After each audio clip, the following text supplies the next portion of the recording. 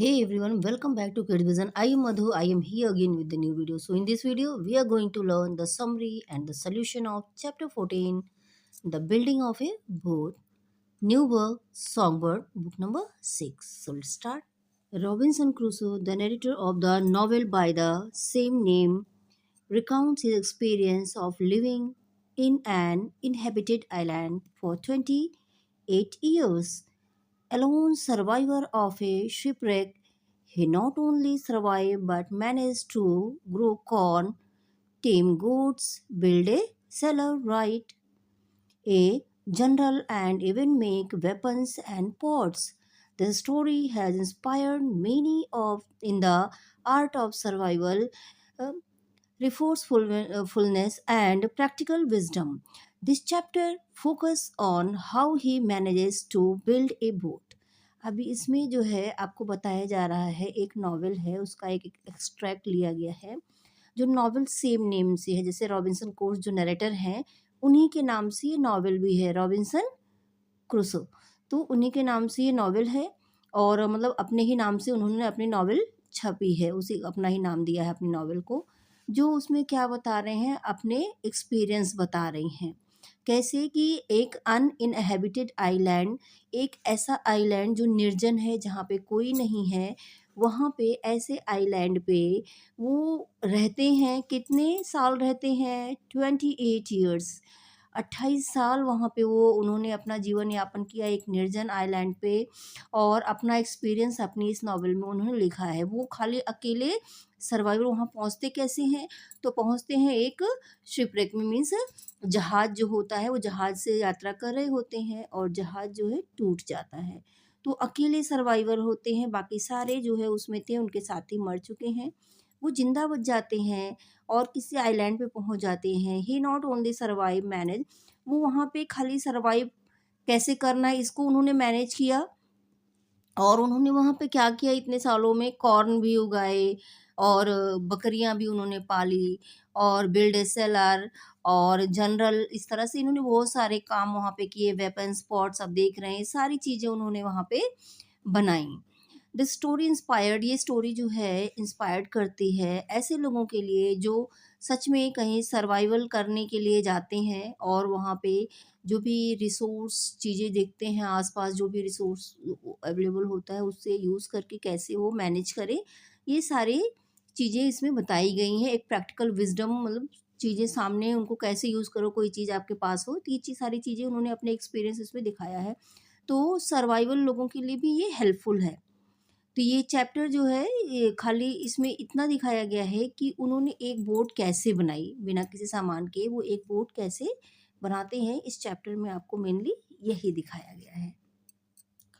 All these years you may be sure my thoughts ran many times upon the prospect of land which I had seen from other side of the island। कह रहे ये सारे साल जो मैं वहाँ पे रहा तो वो खाली मेरे दिमाग में एक ही चीज़ आती थी बार बार कि दूसरे साइड जो मेन लैंड मुझे दिख रहा है मुख्य भाग ज़मीन दिखती है मैं वहाँ कैसे जाऊँ कैसे पहुँचूँ उस आइलैंड से निकल के उस मेन भूमि पर जहाँ पे लोग रहते हैं आबादी शुरू होती है। आई सीक्रेटली विश्ड कह रहे मैं मन ही मन विश करता था कामना करता था दैट आई वो ऑन शो देयर कि मैं उस पार होता जहाँ पे लोग रहते हैं। Seeing the mainland I might find some way to other to reach there and perhaps at last find some means to escape। कह रहे हैं कि जो उस लैंड को देख के मुझे ऐसा महसूस होता था ऐसा मेरे मन में हमेशा होता था कि काश मैं जो है कोई चीज़ पाऊँ, कोई ऐसी चीज़ पाऊँ जिससे मैं यहाँ से मैनेज करके यहाँ से निकलूँ और उस ज़मीन पे वहाँ से पहुँच पाऊँ जहाँ पे आबादी शुरू होती है, लोगों का रहना शुरू होता है। Now I wished for the long boat. अब इनको जो है बार-बार मन में हो रहा था कैसे निकले तो उनके मन में आया क्या आया कि एक बोट बनाए वो। तो उनके मन में आया बोट बनाने का with which I sailed above the 1000 miles on the coast of Africa. तो इसमें है I wish for the long boat इन्होंने उस लॉन्ग बोट के लिए वो लंबी नाव के लिए जो है सोचा उसके उनको ध्यान आया उस नाव का जब उनके मन में निकलने का और तो उनको नाव का ध्यान आया कि वो नाव याद आई जिससे उन्होंने अफ्रीका से 1000 मील्स ऑफ कोस्ट किनारे पे उन्होंने यात्रा की थी। अफ्रीका के किनारे किनारे लगभग 1000 मील की यात्रा उन्होंने उस नाव से, बड़ी बोट से की थी। But this was in when, लेकिन ये सब व्यर्थ था, ये सोचना मतलब ये थॉट बेकार था, वो नाव कहाँ थी उनके पास। Then I thought I would go and look at a ship's boat. तब वो उनको ध्यान आया कि मैं जाऊंगा, जो हमारे शिप में जो छोटी नावें थी मैं उनको जाके देखूंगा, कहीं पड़ी हुई है, कहाँ पे है वो, उसको ढूंढता हूँ, उसको देखता हूँ। Which as I have said, जिसको मैं पहले ही बता रहा हूँ, was blown up upon the shore a great way in the storm. कह रहे हैं when we were in first cast away. तो जब पहली बार ये लोग तूफान में फंसे थे, तो वो जो बोट से ये लोग जहाज, मतलब उनका जहाज टूटा था, तो उसमें ऐसा होता है ना, छोटी छोटी बोट भी रखी रहती हैं कि ऐसी कोई सिचुएशन में लोग जो है बोट लेके वहां से निकल सके। तो एक बोट लेके ये लोग निकले थे। तो कह रहे हैं जो बोट से हम लोग निकले थे, जो तूफान में फंस के हमको यहाँ तक ले आई थी वहाँ के, तो वो जो है उस बोट को पहले जाके देखता हूँ। मेरे मन में आया जाके उस बोट को ढूंढूं। She lay almost where She first, did. कह रहे वो लगभग वहीं पड़ी थी जहाँ पे वो पहले पड़ी हुई थी, बट वॉज कैप्साइज्ड, लेकिन अब वो उल्टी पड़ी थी, औंधे मुंह पड़ी हुई थी। By the force of the waves and the winds almost bottom upward against a high ridge of beauty rough sand, but no water about her. अब वो क्या थी, जोर के लहरों या जोर की हवाओं से वो जो है जाके एक रेतीला टीला था, देखिए बीची रफ सैंड। तो यहाँ पे जो है रिज ऑफ बीची, एक रेतीला जो टीला था रेत का, उसके ऊपर जाके वो अटकी थी और उल्टी पड़ी हुई थी। उस रेत रेत के टीले के ऊपर पहुंच चुकी थी वो, और उलट के वहां पे पड़ी हुई थी। लेकिन उसके आसपास कोई पानी नहीं था, खाली वो सूखी उल्टी पड़ी थी वहां फंस के। If I had had hands to have refitted it, अगर मेरे पास लोग होते, हैंड मीन्स मेरे हैंड मतलब क्या, लोग होते, साथी होते मेरे, और एक दो लोग मेरे साथ होते, तो मैं इसको फिर से बना लेता। And to have launched her into the water, और इसको फिर से पानी में उतार देता अपनी इस नाव को। The boat would have done well enough, और ये बोट इतनी अच्छी थी कि ये मुझे पहुंचा देती। And I might have gone back into the Brazil with her easily enough, तो फिर मैं, लोग होते तो उनके साथ मिलके इसको रिपेयर कर लेता, और जो है उनके साथ फिर से पानी में उतार के ब्राज़ील पहुंच जाता, आसानी से अपनी जगह पे मैं पहुंच सकता था। But I will not be able to do this by myself, लेकिन मैं अकेले नहीं कर सकता था। However I went to the woods, लेकिन फिर भी कह रहे हैं कि मैं जंगलों में गया। And cut levers and rollers, मैं लीवर और रोलर, जो पतवार होती है, चप्पू होते हैं, वो सब काट के लाया। And brought them to the boat resolving to try what I could do, मैं उस सबको काट के बोट के पास ले आया और ये सोचने लगा कि मैं क्या करूं, इनसे क्या कर सकता हूं बेहतर कि यहाँ से निकल सकूं। सजेस्टिंग टू माई सेल्फ, मैं अपने मन में ही अपने आप को समझा रहा था, सजेशन दे रहा था, मीन्स अपने आप से कह रहा था that if I could but turn her down, I might repair the damage she had received, and she should be a very good boat, and I might go to sea in her very easily. अगर मैं इसको जो है उल्टा, जो उल्टी पड़ी है, इसको सीधा कर पाता, तो मैं इसके डैमेज को भी रिपेयर कर देता, और ये जो है मुझे वहाँ पे ले जाने के लिए समुद्र में बहुत अच्छी बोट ये तैयार हो जाती, मैं अच्छे से इसे मैनेज कर पाता।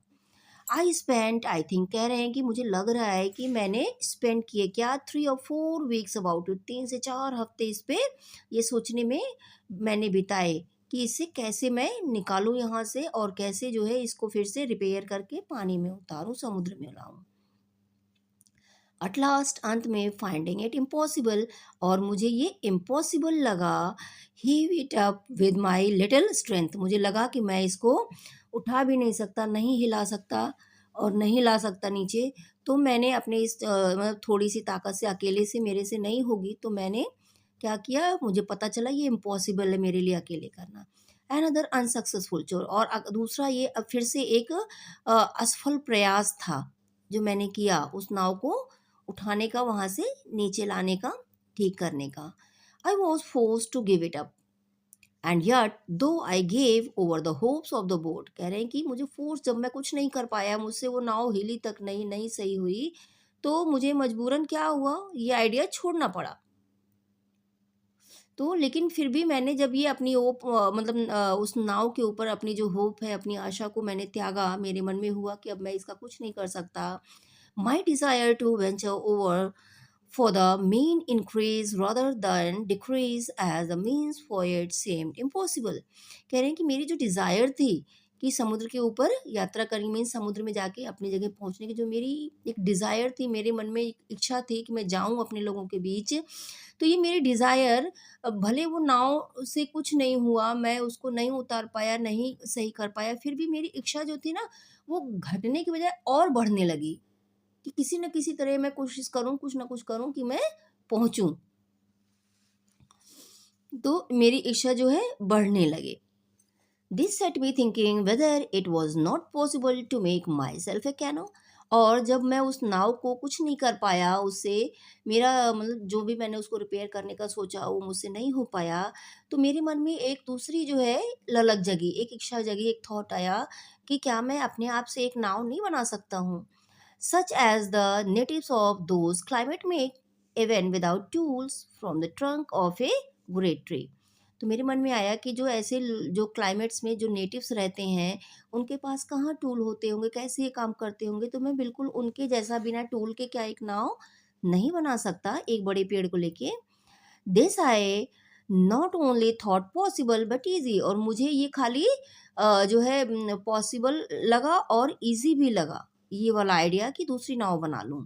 And pleased my self extremely with the thoughts of making it. और नई नाव बनाने का ये आइडिया जब मेरे दिमाग में आया तो मैं इसे बहुत खुश हुआ इस आइडिया से, और मुझे ये पॉसिबल भी लगा और इजी वर्क भी लगा पुरानी नाव को सही करने की अपेक्षा। आई did not at all consider the inconvenience of the lack of hands to move it when it was made into the water, a difficult much harder for me to surmount than the lack of tools। कह रहे हैं कि मैंने उस समय जब मेरे मन में इच्छा हुई कि मैं नई नाव बनाऊं, तो मेरे मन में ये ख्याल आया ही नहीं कि मैं नाव तो बना लूँगा, लेकिन क्योंकि मेरे पास लोग नहीं हैं मेरी हेल्प करने के लिए, तो मैं इसको पानी में उतारूँगा कैसे? कैसे जब तक ये नाव को पानी में लाऊँगा नहीं, तब तक नाव मेरी कैसे में चल पाएगी? तो मेरे मन में ये आइडिया आया ही नहीं। जबकि ये जो है ज़्यादा मुश्किल था, नाव बनाने से कहीं ज़्यादा मुश्किल था कि नाव को पानी में लाना। पहले जब नाव पानी में उतरती तब उसको जो है आप आगे बढ़ा सकते हो, लेकिन ज़मीन से नाव तक पानी तक लाना बहुत बड़ा टास्क था। तो मैंने इसके बारे में सोचा ही नहीं कि बिना टूल के मैं नाव बना लूँ, इससे कहीं ज़्यादा हार्ड टास्क था नाव को पानी में लाना। तो बनाते समय नई नाव बनाने का आइडिया जब आया तो मैंने इस बारे में नहीं सोचा कि मैं कैसे इसको लेके आऊँगा पानी में। I had chosen a vast tree in the woods, कह रहे मैं जंगलों में गया और एक जो है बड़ा सा पेड़ मैंने वहाँ पे चूज किया, सेलेक्ट किया नाव बनाने के लिए। And with much trouble cut it down, और बहुत मुश्किलों से मैंने इसको कट कर दिया, पेड़ को कट किया। Only if I had my tools to hew and dub the outside into the proper shape of a boat and burn or cut out the inside to make it hollow so as to make a boat of it। कह रहे हैं काश कि मेरे पास tools होते तो नाव को shape देने के लिए, उसको काटने के लिए, उसको समतल करने के लिए, और बीच में इसको या इसको बीच में जो है अंदर के साइड्स में बाहर से उसको काट छाट के शेप देने के लिए, और अंदर की तरफ से नाव खोखली होती है ना बैठने के लिए, तो उसको जो है अंदर से कैसे बर्न करूँ, खोखला करूँ जला के, या उसको जो है काट-छाँट के औज़ारों से हॉलो करूँ। ये सब करने के लिए काश मेरे पास टूल्स होते। कह रहे हैं so as to make a boat of it, तो मैं उससे बढ़िया-सी बोट बना पाता, बट विदाउट एक्स्ट्रा हैंड्स, लेकिन लोग नहीं थे मेरी मदद के लिए। It seems that I must leave it just there where I found it, लेकिन क्योंकि लोग नहीं थे, तो मुझे एक बार को लगा कि ये आइडिया मैं छोड़ दूँ, जहाँ मैंने सोचा इसको छोड़ दूँ। What if I make the boat and not be able to launch it into the water? कह रहे हैं कि क्या हुआ अगर मैंने नाव बना भी ली और मैं उसको पानी में अकेले नहीं उतार पाया, फिर बिना लोगों की मदद के कैसे करूँगा? तो एक बार को तो इनके मन में आया कि इस आइडिया को भी छोड़ दें। I should have thought of future consequences while I was making this boat and how I should get it into the sea, but my thoughts were so intent upon my voyage over the sea in it that I never once considered how I should get it off the land. कह रहे हैं कि मैंने future के consequences के बारे में, परिणामों के बारे में बिल्कुल सोचा ही नहीं कि मैं कैसे नाव बनाने के बाद मेरा क्या होगा, कैसे होगा, नाव को जो है कितनी मुश्किल मुझे होगी, फेस करनी पड़ेगी। तो कह रहे मेरे तो दिमाग में बस यही चल रहा था कि मैं सिर्फ नाव बनाऊं और जल्दी से समुद्री यात्रा पे निकलूं, मतलब अपने लोगों में पहुंचूं, बस मेरे दिमाग में यही चल रहा था। तो मैंने ये सब सोचा ही नहीं कि जो है इसको ज़मीन पे कैसे लाऊंगा। At the end, it looked that it was really easier for me to guide it over 45 miles to the sea than about 45 fathoms of land to set it afloat in the water. कह रहे हैं कि last में जब ये नाव बन के तैयार हो गई उसके बाद मुझे लगा कि 45 माइल्स अगर आप समुद्र में चलते हो पानी में, वो कहीं ज़्यादा आसान है, यात्रा करना वो ज़्यादा आसान है कि ज़मीन पे 200 लगभग आप ये समझ लीजिए, अगर ये कह रहे हैं फैटम में 6 फीट की दूरी को 1 फैटम इसमें कहा गया है, मेजरमेंट इस करने के लिए बताया गया है।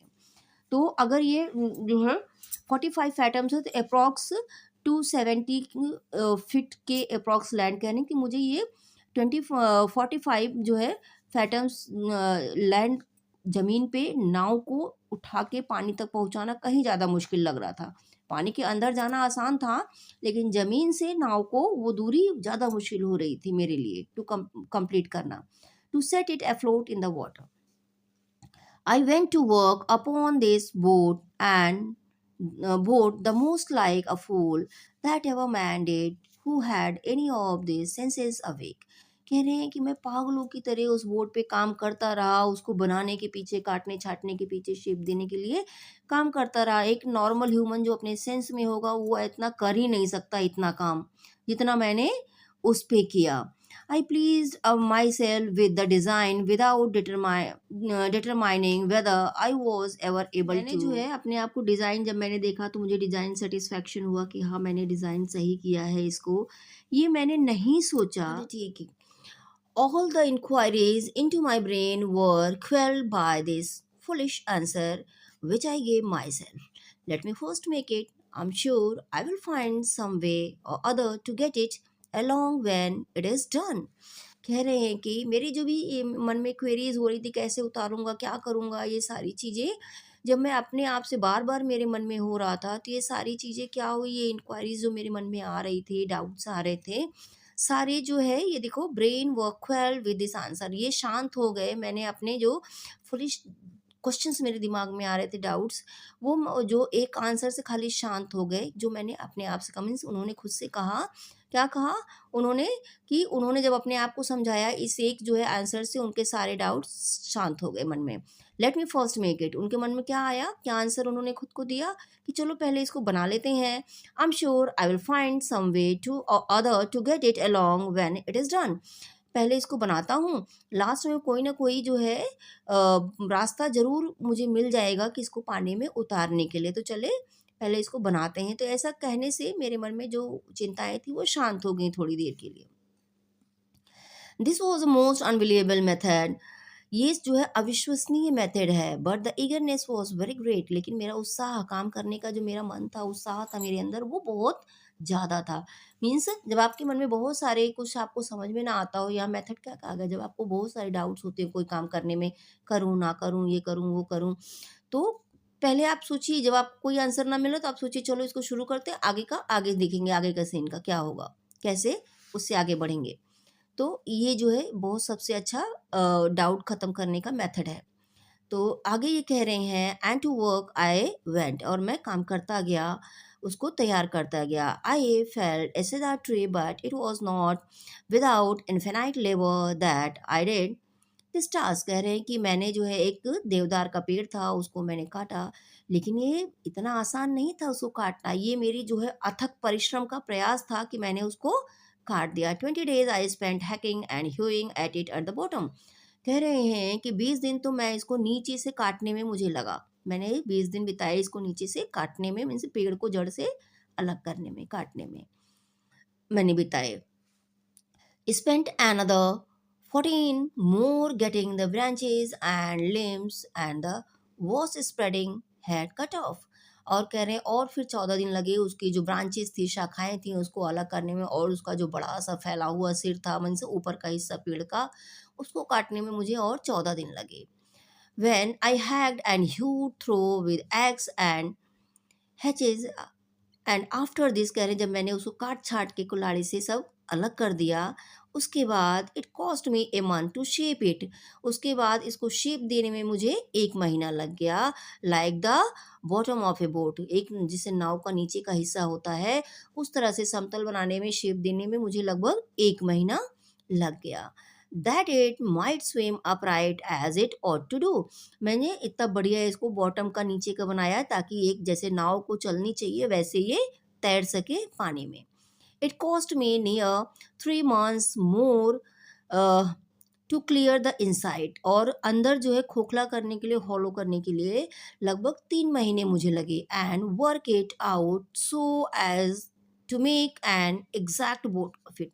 और फिर पूरा एग्जैक्ट बोट बनाने के लिए मैंने कुछ दिन और इस पे बिताए, काम किया. This I did by mere mallet and chisel. और जो कह रहे हैं कि ये मैंने बहुत ही कड़ी मेहनत से किया, और जो है मेरे पास जो टूल्स थे, उनकी कारपेंट्री टूल्स, उनकी मदद से ये मैंने किया. And by the dint of the hard labour, जो हार्ड लेबर था, मैंने अपने अथक परिश्रम से ये सब पूरा किया. Till I had brought it to be a very handsome पेरिग्वा.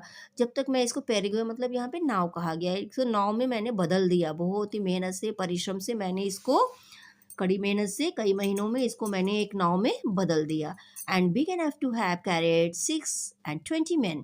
और लगभग 26 लोगों के बैठने लायक की नाव बन गई. नाव इतनी बड़ी थी कि लगभग 26 लोग उसमें बैठ सकते थे. And consequently big enough to have carried me and all my cargo.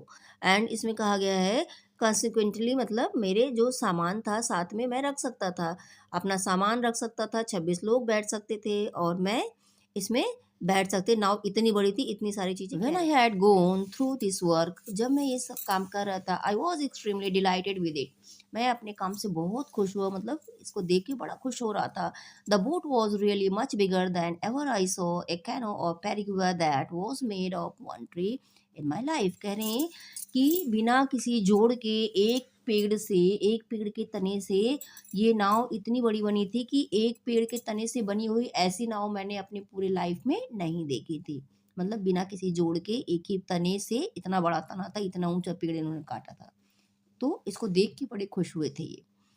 Many a very stroke it had cost and had I got it into the water. अब जो है बहुत सब हो गया था, मेरा सब वर्क हो गया था और इसको मुझे पानी में उतारना था. I would have begun the most adventurous voyage that ever was undertaken. अब मुझे इसको पानी में उतार के बस अपनी जो है सबसे साहसिक समुद्री यात्रा शुरू करनी थी, स्टार्ट करनी थी. But all my devices to get it into the water failed me. कह रहे हैं कि मैंने जितने भी प्रयास किए इसको पानी में पहुंचाने का, नाव को पानी में उतारने का, मेरे सारे प्रयास असफल हो गए. दो दे कॉस्ट में इनफिनाइट लेबर टू. कह रहे हैं कि मुझे इसके लिए बहुत परिश्रम भी करना पड़ा, अथक परिश्रम भी करना पड़ा. जो मैंने किया, सारे प्रयास किए, बहुत परिश्रम किया, पर फिर भी वो सारे असफल हुए. इट ले about 100 yards from the water, but the first inconvenience was it was uphill toward the creek. कह रहे हैं कि ये जो है पानी से बहुत ज़्यादा दूर तो नहीं थी, बस कितनी दूर थी, 100 यार्ड थी, लगभग 100 यार्ड के आसपास थी क्रीक से. क्रीक मतलब जो वहाँ पे क्रीक जो होता है ना, पानी की धारा जो थी वो उससे जो है थोड़ी सी ऊपर के साइड थी. अब नाव अगर जो है, आप ये सोचिए, अगर ये जो स्लोप है तो स्लोप पे गिराना आसान रहता है नाव को पानी में ले आना, लेकिन इस तरह से नाव को ऊपर चढ़ा के पानी पे ले जाना ये इनके लिए ज़्यादा मुश्किल था, बहुत मुश्किल काम था इतनी बड़ी नाव को ऊपर ले जाना. तो इसलिए जो है इनके लिए ये जो फर्स्ट इनकन्वीनियंस है, सबसे बड़ी परेशानी तो पहली यही थी कि ऊपर कैसे ले जाएं नाव को और पानी में कैसे उतारें. Well, resolve this, I plan to dig into the surface of the earth. कह रहे हैं कि लेकिन इस समस्या से बाहर निकलने के लिए मैंने एक प्लान किया कि मैं जो है ज़मीन को खोदूँ। नाव नहीं जा सकती है तो ज़मीन के खोद के पानी यहीं से लाऊं, यहीं से ये क्रीक स्टार्ट हो जाए, यहीं से नाव धीरे धीरे पानी में ढकेलूं और इसको पानी में उतारूं and so make a descent. But when this difficulty was managed it was still much the same. कह रहे हैं कि मैंने खोदा और ये डिफ़िकल्टी भी मैंने जो है पार की, लेकिन फिर भी ये बहुत मुश्किल था मैनेज करना। For I could not shove off the canoe to water. ये फिर भी पानी में नाव को नहीं उतार पाए। Then I measured the distance of ground. उसके बाद जो है कितना डिस्टेंस था इन्होंने उसको नापा, ग्राउंड की ज़मीन को नापा इन्होंने। And resolved to cut a dock or canal to bring the water up to the canoe, seeing I could not bring the canoe down to the water. अब जो है अब इन्होंने देखा कि जो है मेज़र किया कि कितना जो है ग्राउंड है यहाँ पे, तो इन्होंने सोचा कि एक ये नहर जो है खोद लें। कट द डॉक और कैनल, एक नहर जो है यहाँ पे खोद के उसकी तरफ जितनी उतनी दूरी तक एक छोटा सा पानी का नहर खोद दें, और to bring the water to the canoe, पानी को नाव तक लाने के लिए। Seeing I could not bring the canoe down to the water, क्योंकि इनको समझ में आ गया कि मैं नाव को पानी में नहीं उतार सकता, तो मैं पानी को ही गहरा करके इसके पास तक ले आऊं। जब ये पानी यहाँ पास में आ जाएगा, एकदम पास में, तो किसी न किसी तरीके से मैं इसको ढकेल ही लूंगा। Well, I began this work. कह रहे हैं कि मैंने इस काम तो शुरू भी कर दिया।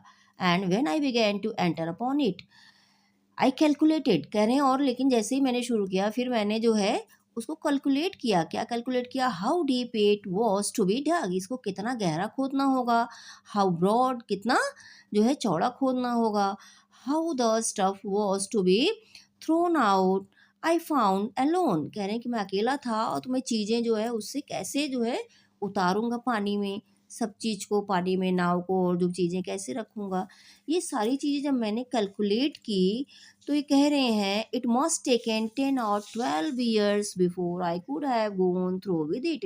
ये करने में मुझे लगभग जो है 10 से 12 साल लग जाते ये काम पूरा करने में। फॉर द शोर ले सो हाई, क्यों? क्योंकि वो किनारा जो था इतना ऊंचा था कि ऊंचे से नीचे कैसे ला पाते इसको खोद के।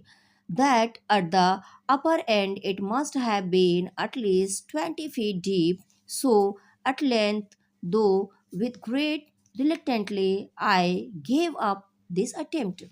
और जब उन्होंने देखा कि इतना ऊंचा है, 20 फीट के ऊपर ऊंचा है, इसको खोद के नीचे तक लाने में बड़ी मुश्किल होने वाली है मेरे लिए, क्योंकि मेरे पास प्रॉपर टूल्स भी नहीं थे मैं कुछ वर्क कर सकूं, ना कोई मदद मदद के लिए था अकेला। तो अगर मैं खोदता भी हूँ, लंबाई चौड़ाई उन्होंने मेज़र की कि इसको पहुँचने में कितना, तो उसको इतना चौड़ा लंबा नहर बनाने में इनको बहुत समय लगने वाला था अकेले। तो ये सोचिए जब इतना समय मैं कैसे इस पे वेस्ट कर पाऊँगा, तो इन्होंने नाव को पानी में उतारने का आइडिया भी छोड़ दिया। भले बेमन से छोड़ा पर इन्होंने ये अटेम्प्ट भी छोड़ दिया। तो यहाँ पे चलिए देखिए आगे। Crusoe had made a huge vessel which could not be launched into the water. Crusoe ने एक बहुत बड़ा मतलब वेसल बनाया, मतलब क्या, नाव बनाई जिसे पानी में लॉन्च नहीं किया जा सकता था, उतारा नहीं जा सकता था।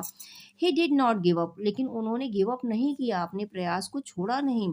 लेटर इन द स्टोरी, और जब कहानी आगे बढ़ती है, आपके लिए बस इतना ही दिया गया है, ये आगे कहानी को समझाने के लिए थोड़ा सा आपको दिया गया है कि कहानी जो स्टोरी जब आगे बढ़ती है, along with his newly appointed assistant, जो वहाँ पे कुछ और लोग आते हैं, उनको मिल जाते हैं, other castaways that happen to reach the island, he built a smaller canoe and fitted it with anchor rope and sails and successfully made it ready to set sail. जब कुछ लोग संयोगवश वहाँ पे उस आइलैंड पे पहुँच जाते हैं, तो उनकी मदद से इन्होंने जो है क्या किया, एक उस इंसान की मदद से इन्होंने छोटी सी स्मॉलर कैनो, छोटी नाव बनाई, और जो है जिसको पानी में, मान लीजिए पानी में आता नाव बहे ना, इसके लिए उसको बांधा भी एक रस्सी से कि किनारे से उसको पहले बांधा जाए नाव को रोकने के लिए। और उसके बाद फिर उन्होंने सक्सेसफुली, और देखिए यहाँ पे क्या किया, and sails and successfully made it ready to set sail, और अपनी मतलब सक्सेसफुली अपनी यात्रा इन्होंने शुरू की अपनी। फिर छोटी सी नाव बनाई उसकी मदद से, और अच्छे से उसको पानी में एक जगह पहले रोका, सामान उसमें डाल सकें अपना, नाव को पानी में खड़ा करने के बाद उसको बाँधा कि वो बह के आगे ना जाए, ऐसे नाव को बाँध देते हैं किनारे खूंटे से, तो वही एंकर कहा गया। पहले उसको बाँधा भी और फिर उसमें अपना सामान भी रखा और सक्सेसफुली 28 ईयर्स आफ्टर ये जो है वहाँ से बाहर आए उसकी मदद से। तो होप आपको जो है स्टोरी अच्छी लगी। If you like the video please hit the like button, do subscribe my channel and don't forget to share it with your family and friends. I will add the question in the last, so please check out. Thank you for watching.